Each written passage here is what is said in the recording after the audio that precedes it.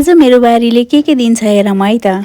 म बारीतिर लागेँ। सबैभन्दा सुरुमा फुलकोपी टिपौँ है त। हेर्न सक्नुहुन्छ कति राम्रो छ।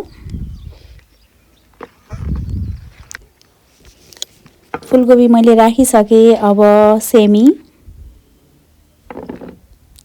त्यसपछि केराउ,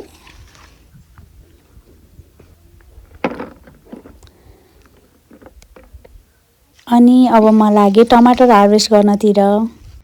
टमाटर नि एकदमै मजाले पाकेको छ। यति धेरै टमाटर हार्भेस्ट गरिसकेँ मैले। अनि रायोको साग 1 मुठा, त्यसपछि स्ट्रबेरिज 3वटा पाकेको थियो अनि मलाई चाहिँ एउटा खामखाम भएर अनि खाएँ।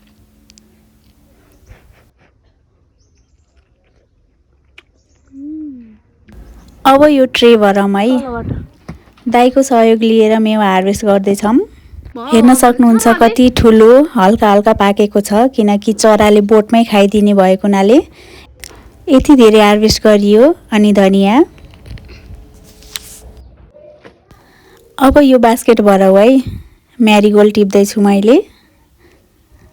यो फुलहरू चाहिँ भाउजूको माइत लग्नको लागि, पूजाको लागि।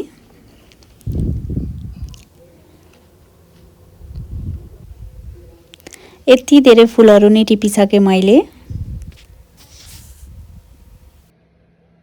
आजको लागि मेरो हार्भेस्टिङ यति नै। Keep watching, keep loving. Thank you so much for watching. By.